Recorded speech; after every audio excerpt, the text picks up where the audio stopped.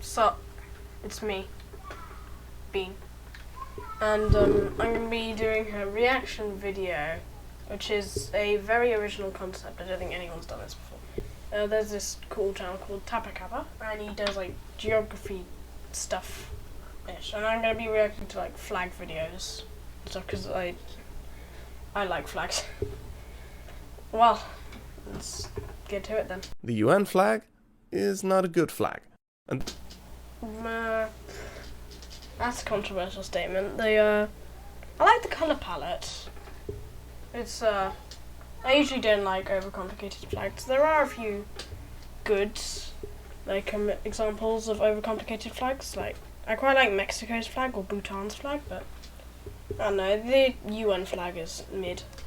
that is a bit of a problem, as the organization it represents is kind of a big deal. But before we get to why this flag is not a good flag, let's first acknowledge what is good about it, namely its color. White Ditto. on a light blue ground, Pantone 2925 to be exact, emanates a certain calmness, like clouds against a blue, fallout-free sky. They create a nice contrast, which helps with recognizing the emblem. What if there's any flag that uses like that kind of purplish colour? Now, what flags do use purple? I think Dominica does, but it's not that shade of like bright purple as shown right there. In theory, and let the UN flag stand out among usually non-light blue national flags. Notable exception, Somalia's flag, which, as a reminder of the UN's role in its transition from colony to independent state, uses the exact same color scheme. That's interesting because Somalia is kind of the centre of recognising like other African countries. That's kind of why Somaliland isn't a sovereign state yet. Because Somaliland is kind of the UN of Africa, really. So, I don't know, is that meant to represent that? And what about Micronesia? I don't think it's the exact same shade, but it's similar. Another UN flag special feature, it has no single, correct set of proportions. Wait, what? Really? I mean, I don't think any flag really has a correct set of proportions. Like, I don't know, you can kind of adjust flags, whatever. It's either 2x3, the most popular choice for national flags, or 3x5. And 2 should be plenty, right? No! Shouts country not able to bear the UN flag appearing due to its different proportions, slightly bigger than its own, obviously much more greater national flag. So the UN, king of compromise, instead morphs its own flag to fit the proportions of any national flag flown next to it. Now that's interesting. So I wonder what like the Qatari flag looked like next to its UN counterpart. Because the Qatar flag is really long. Only rule here is that the emblem has to be half the size of the hoist. So when in Switzerland, UN flag go like this, and in Qatar, like this. So Like that. Yeah, that looks absolutely stupid. for Nepal, this is your chance to Hey, Nepal. I don't like either. Like, the Nepal flag is okay. Yeah, I've got a Nepal flag video loaded up, so get ready for that. shine. Okay, that's the good stuff done. Now, on to the bad. Let's start with what's on the flag. On the flag of the UN is the emblem of the UN. A world map resting on 2 olive branches representing world peace. The symbolism here is weak. And Is it really? I mean, is a globe really not representing? Is a globe or a map of the Earth just bad at representing the Earth? I don't think so. so I got to work. The creation of that design was to be the most important Vexillo T. Kronkenstrunks. task of my life. I ached and I fought until finally I don't like Vexio, because a lot of languages do double L for yeah, like tortilla, or I'm learning French right now, I should know, like travail. I'm learning French right now. divine inspiration. This was to be the everlasting symbol of the United Nations. I was sure of it. That's it, yeah? Looks a bit meh. That's not the UN flag. That's not the UN flag. I poured my heart and soul. Yeah, whatever. I'm late for lunch as it is. We'll take it. The world map on the emblem on the flag uses an azimuthal equidistant projection. Azimuthal equidistant projection is science talk for a map centered on a specific point, the North Pole in this instance, from which all other points are at a correctly scaled distance. The goal here was to provide an unbiased view of the Earth, in contrast to the oft-used Greenland growing, Africa shrinking, Eurocentric Mercator projection. Yeah, Africa is actually much larger than you'd think. Poland could fit about 5 times into the DRC, and probably about 6 times into Algeria. Doesn't really work though. Only the countries near the center, close to the North Pole, are somewhat recognizable. The way south leads deeper and deeper into distortion land, where Australia looks like Turkey. It does.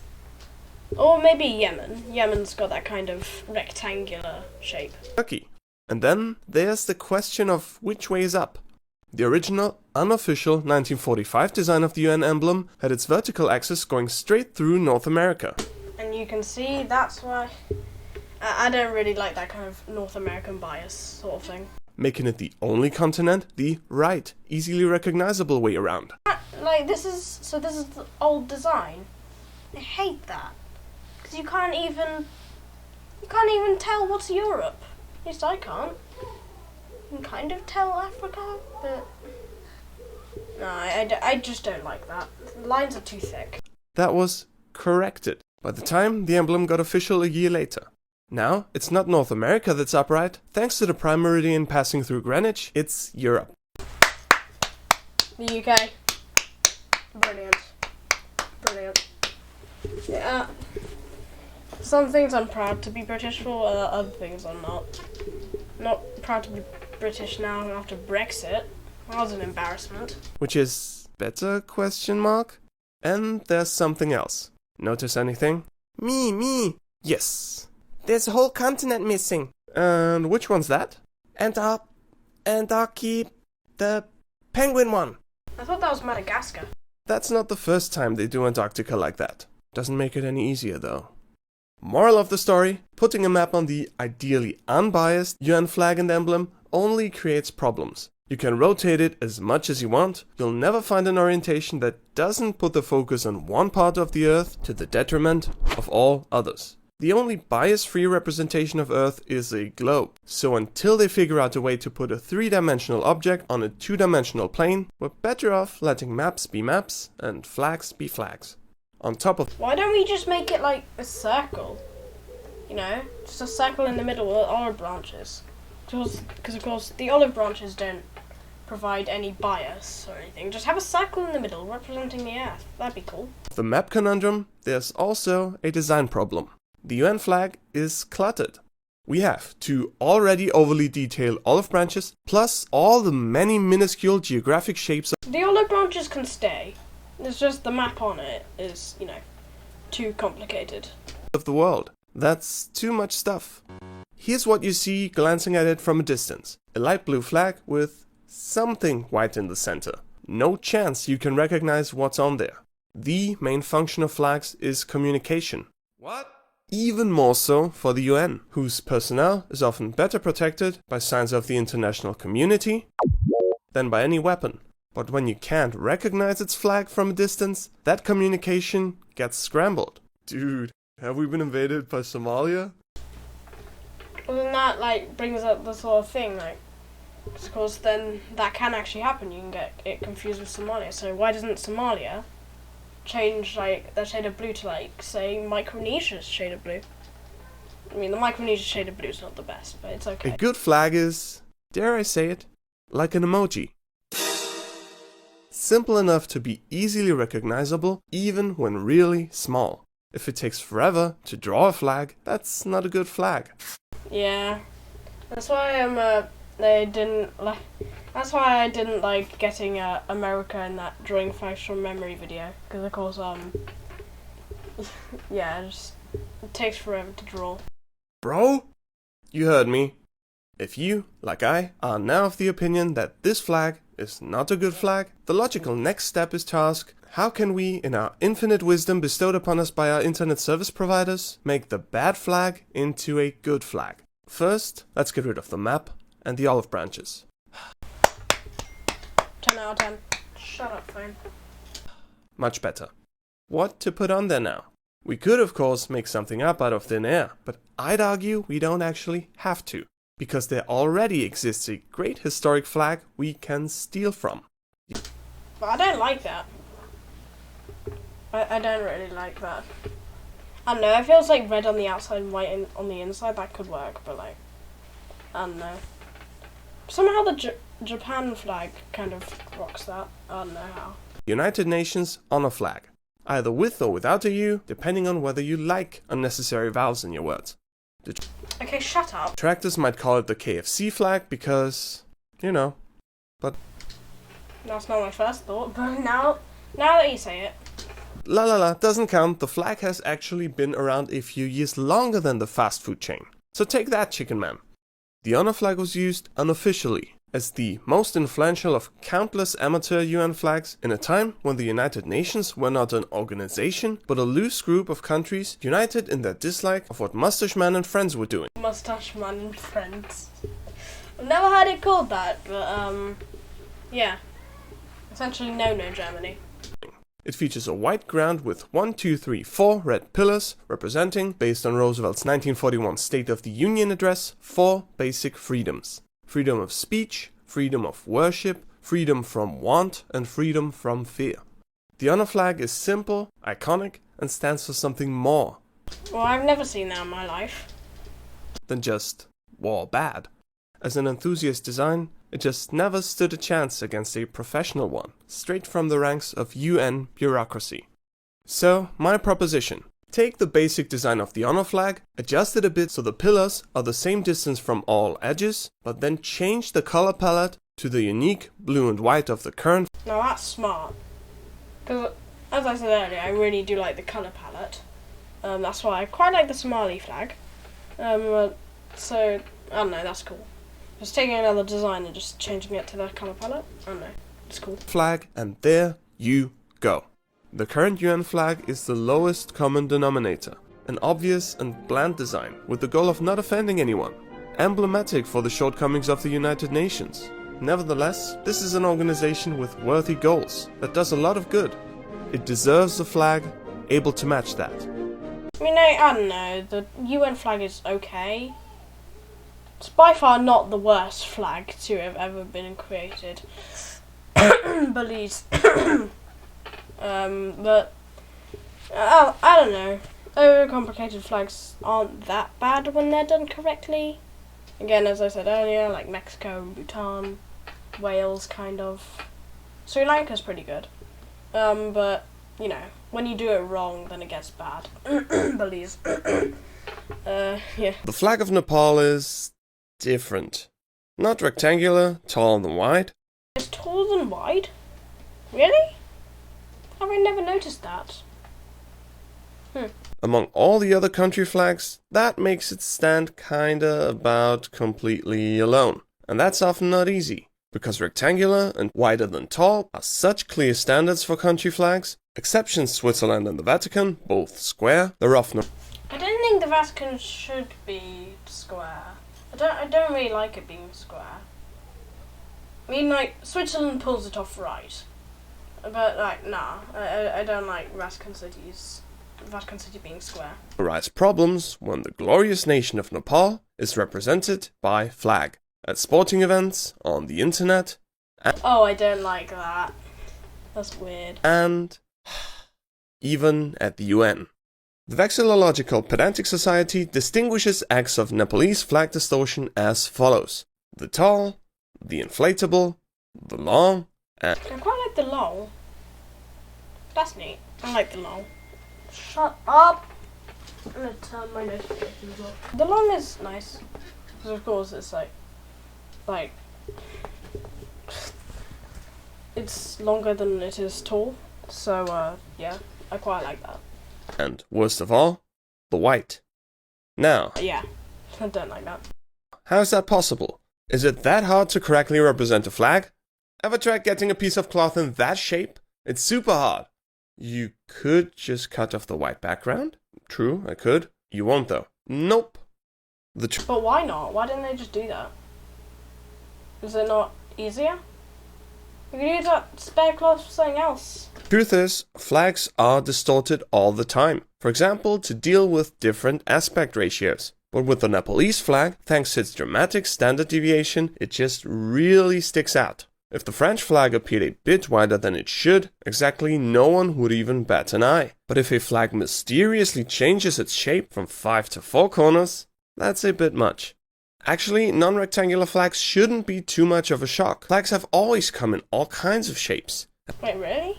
I mean, like, now that that's said, I think, like, the old Lithuanian flag kind of had a bit of a sticky-outy bit. Same thing with Denmark, I think. I don't know. A swallowtail, triangle, double triangle, and about everything else you can imagine. And Ohio. Not country flags, though. Searching for the why, I've interviewed a flag designer from back in the day. Why the rectangle? Because it's easiest to manufacture? Or because its maximization of surface area to height makes it easiest to catch the wind? Not much of a talker, are you? I don't think it would have been one person. Of course, there's a comedy skit, but, like, still, how did we come to that conclusion that, like, country flag equals four-sided? Okay, still don't know the exact reasoning behind it, but the basic theory of how we got the rectangle country flag goes something like this. During colonialism, European ships incidentally used rectangular flags signaling their country of origin to avoid mix-ups. Through constant use, these also became nation-state symbols on land, solidifying the concept of country flags as rectangular, wider than tall pieces of cloth. And all other countries then adopted that shape, since a real country needs a real country flag. Except Nepal, that is. Would you like to make your flag a bit more rectangular? No? But all these cool new countries also have rectangular ones. Don't want to join them? No, Nepal not. Listen here, think about it. We're having an international Nepal not, no, Nepal no, never, nah, no, hot. For so much stubbornness, Nepal deserves a bit of respect. But not rectangular and taller than wide isn't... I mean, like, yeah, it does deserve a bit of respect for, like, it's just so unique, you know?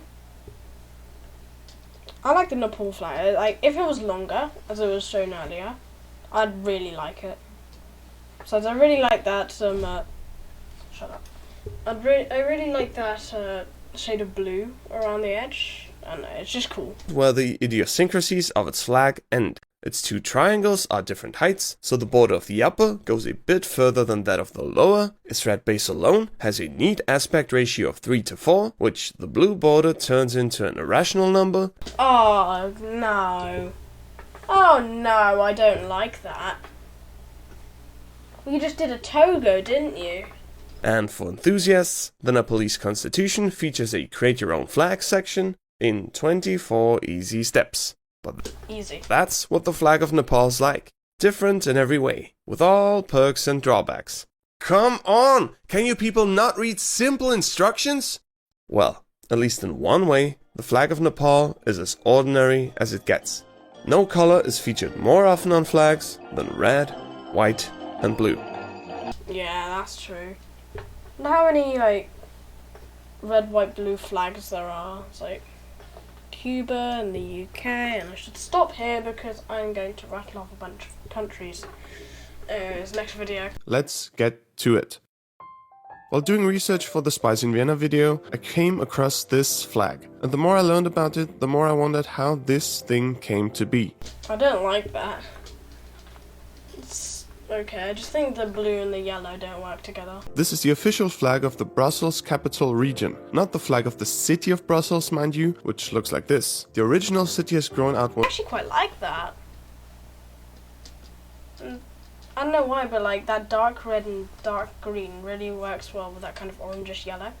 So much that its metro area extends far beyond the historical city limits, which made necessary the creation of the Brussels capital region, including the city of Brussels plus 18 other municipalities, and which, as a whole, I'm gonna simply call Brussels from this moment forth. But let's get back to the topic at hand. See, this is not one of those traditional banners flown in countless battles that over hundreds of years merged inseparably with the ideal of the slice of land they represent. No, this flag is the new flag of Brussels, adopted in the year of our Lord 2015. Isn't there like the newest country flag by Honduras? They like changed the shade of blue, I think. Yeah, I think that's the old one. I think there's a new Honduras flag that came out this year. New update. Which makes it, as far as flag lifetimes go, a newborn. Why on earth is it then that this shiny new flag looks like the result of an overenthusiastic 8-year-old discovering the fantastic world of Inkscape? Let's start with the obvious, the color.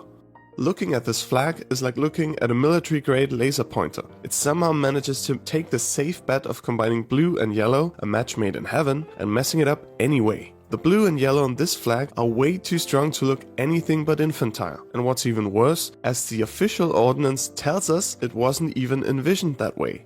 The ordinance includes, next to specific color values required to faithfully recreate the flag, an image of said flag. I like that. It's like a kind of saturated blue. I like that. It's neat. I think that would clear up any kind of misunderstanding one could have about how exactly this flag should look. Alas, it does not. In fact, it drags you even deeper into the muck. The image included in the, emphasis, official ordinance does not match the specified RGB color values. How did that happen? Well, if we check the ordinance again, we can see that the colors to be used in the flag are noted in a number of different ways. In RGB, which is by far the most common way mere mortals like us. I don't like RGB. I always use hex codes. Hex codes are easy. Communicate specific colors, but also in CMYK, Pantone, and others. The image includes. What is CMYK? What is CMYK? I've never used that before. I've heard of it. I need to learn it. Included in the ordinance shows the CMYK version of the flag, in which the colors actually work nicely together. That makes the whole thing even more frustrating because for some reason the RGB values are nothing like the CMYK values and instead create a garish neon version of the flag, which, since most people, including industrious Wikipedians, are more comfortable in dealing with RGB rather than CMYK, means that this is the version of the flag beamed out into the interwebs. And all Hex codes are so much easier to use. It's just six symbols. That's all it is. Just use hex codes, everyone. Hex codes are nice. Hex codes are easy.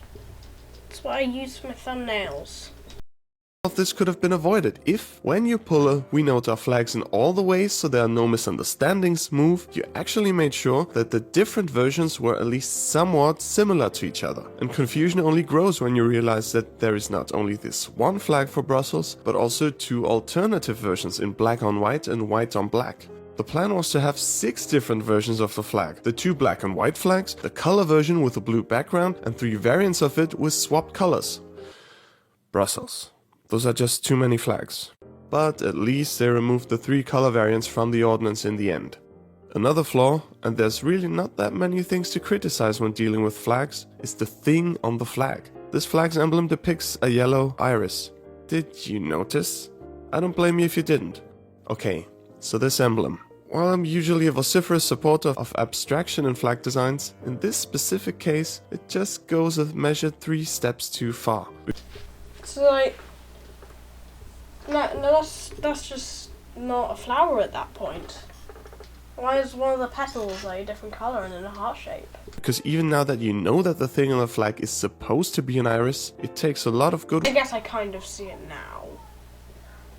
Can you please shut up? I don't know if the microphone's picking up those sounds outside, but yeah, people are being loud outside. Will and imagination to recognize a likeness to a flower of any sort. Then again, that has also to do with the fact that one of the flower petals is in a heart shape, has a different color and a white outline. And it's actually created by 2 overlapping petals, but you know, you can tell. And hearts on flags are really difficult to pull off well anyway, which is why only a select few, including the mighty and charming flag of Friesland, ever. Yeah, I've seen that before. I quite like that flag. It's probably not because of the hearts, it's just that shade of blue is really nice. Bothered to even try. It simply remains a mystery why a professional designer would put an extremely simplistic emblem like that on a flag, until you realize that the person that actually designed it didn't do so with a flag in mind. He was approached to design a logo for Brussels, not a flag. And wait, a logo for Brussels? What? Brussels is not a company. Brussels is a city. It doesn't need a logo, it needs a flag. What? I don't get that. The logo, it actually works really well. And that also explains the different color variants. So the designer is not at fault here. He never intended the emblem to be used on a flag, and frankly said he doesn't even like. Can I read this? Si c'est un beau drapeau, je ne trouve pas. Ça n'a pas été créé pour être un drapeau, mais pour être un logo. So, is it a good design? No. The new flag. But Brussels went ahead and slapped a logo onto their flag anyway, so its citizens are stuck with this thing now. But what really brings the pain with this flag is the one that came before it. As I mentioned, the new flag is in use since 2015, but from 1991 until then, the Brussels capital region already had a flag. This flag, which, I mean... It's a similar colour palette, of the, proposal of the flag. I quite like that shade of darkish blue. Just look at it. It's so much nicer. You can actually discern the symbol, if not as an iris, then at least as a flower of some sort. It is at once simple, dynamic, and iconic. And yet, in 2015, they scrapped it. And I don't even know why exactly I care about all of this, because, believe me, I do not have a stake in this in any way, but knowing that Brussels had a decent, somewhat striking flag, and dropped it in place of this, it's like a tiny splinter in my mind. Look, it's not like the flag of Brussels is the worst among the bad city flags. It's probably not even close to the bottom of the barrel. But the story of this flag can act as a cautionary tale of how not to do a flag redesign. Nice. So, yeah, flag of Brussels. It's interesting. I know, if they just changed the shade of blue, that'd be fine. And maybe they changed the heart to be that same colour of yellow, that would be, perfect. I would love that. Didn't know about the flag of Brussels until now, but, it's mid. It could have been Pristina. It could have been Pristina. Just letting you know that could have been Pristina. Well, thanks for watching, if you've made it towards the end, which no one has. Yeah. I don't know what to say, just, okay. They're vacuuming, so, it's probably gonna be a really loud ending, but, thanks for watching. Subscribe, I guess.